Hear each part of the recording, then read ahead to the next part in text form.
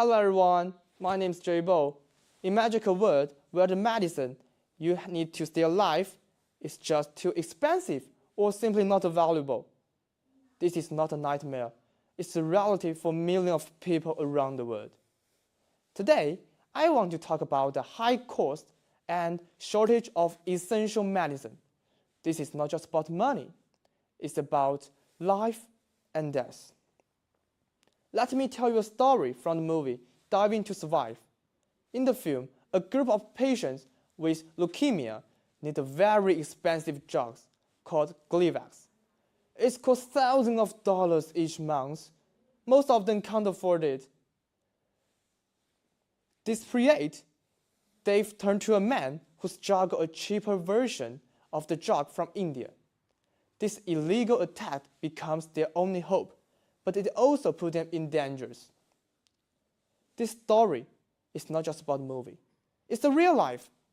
In many places, people have to choose between going broke or losing their lives because they cannot get the medicine they needed. Sometimes, even you can pay, the drugs are not just here.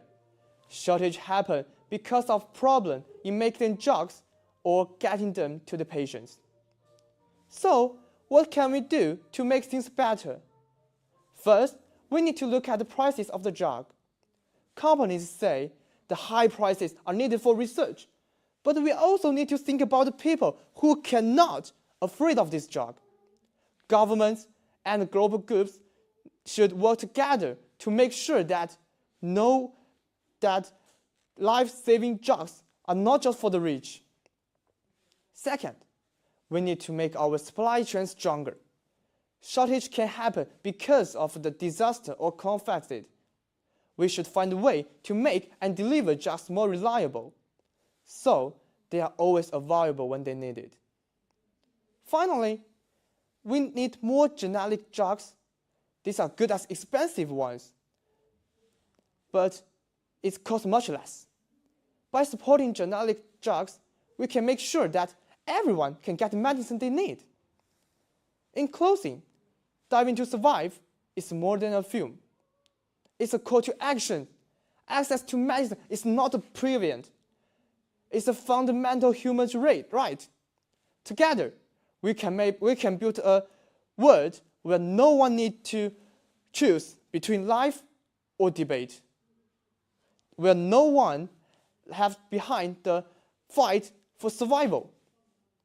Let's work toward a future where life-saving medicines are within reach for everyone, everywhere.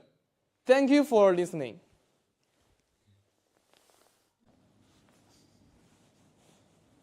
Hello everyone, today I'd like to talk about a topic that I believe is of great significance to the future of humanity, the idea of building a better international science community. One of the key ideas for a better international science community is to promote open science. By open sourcing scientific data, research findings, and methodologies, researchers from different parts of the world can build on each other's work, accelerating the rate of progress.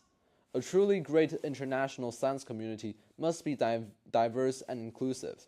All students, all scientists, no matter backgrounds, cultures, and regions, should be valued for their unique perspectives and contributions. We should create an environment where everyone feels included and has the opportunity to succeed. By fostering diversity and inclusion, we can tap into a broader range of talents and ideas, leading to more innovation and effective solutions to global problems. Many developing countries face significant challenges in terms of research, infrastructure, findings, and human resources. To build a better international science community, we must work together to strengthen research capability in these countries. This can be achieved through partnerships, training programs, and the sharing of resources and expertise. By empowering scientists in developing countries, we can ensure that they have the tools and support they need to contribute to global scientific progress and address the unique challenges facing their regions. While collaboration is crucial, it is also important to protect intellectual property rights. This ensures that researchers are fairly rewarded for their work and encourages innovation. However, we must strike a balance between protecting intellectual property and promoting open collaboration. This can be achieved through the development of effective policies and frameworks that can protect intellectual property while also facilitating the sharing of knowledge and resources. The future of the international science community depends on the next generation of scientists. We must invest in science education to inspire and train the next generation of researchers. This includes providing access to quality education, supporting science outreach programs, and creating opportunities for young scientists to gain hands-on experience. By investing in science education, we can ensure that the international science community remains vibrant and dynamic for years to come. In conclusion, by working together and embracing these ideas, we can create a global science community that is more innovative, inclusive, and effective in addressing the challenges facing humanity. Let us join hands and strive for a better international science community for the benefit of all.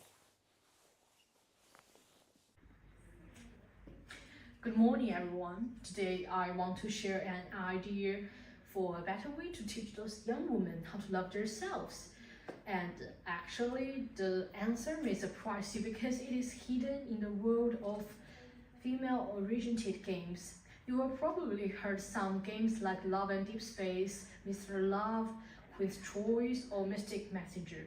These games are designed for the woman and with the romantic story, charming characters, but it's not only about fantasy relationships. They actually teach players something deeper, how to love yourself. First, these games show the woman's own value. In Love and Deep Space, you play as a strong female characters who solve mysteries and fight alongside heroes. That game doesn't ask you to wait for someone to help you. It shows that you can be your own heroes. So this reminds players, my choice matters, my voice matters. Second, they teach boundaries and self-respect.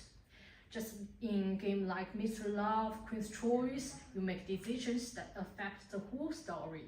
If a character disrespects to you, this game rewards you for standing up for yourself.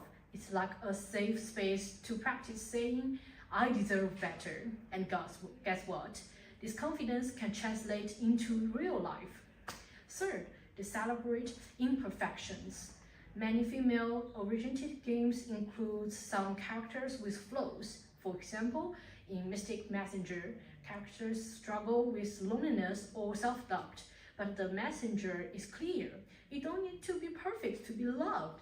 This story whispers to players, it's okay to be human, love yourself anyway. Finally, they build a community. Games like this have huge online fan groups whose women share fan art, stories, and advice. It's not just about the game, it's about connecting with others who say, I see you, you are not alone, and I think that was very powerful. Some people might say, but the games are just fantasy. But in my mind, fantasy is where we practice reality. When a game teaches you to choose kindness, courage, or self-respect, it's just like plant a seed. Over time, that seed grows into real-life confidence. So yes, these games are fun. They teach us to say, I matter. But here's the truth. Self-love shouldn't not just stay in the game. Games are like mirrors. They show us what we could be, but you are the one who decided to step into light. So here's my challenges to you. Play the game, but live in the lesson. Be the hero, not just on the screen, but in your school, in your life, and in your world. Because you don't need a game to prove your worth. You are already enough. Thank you.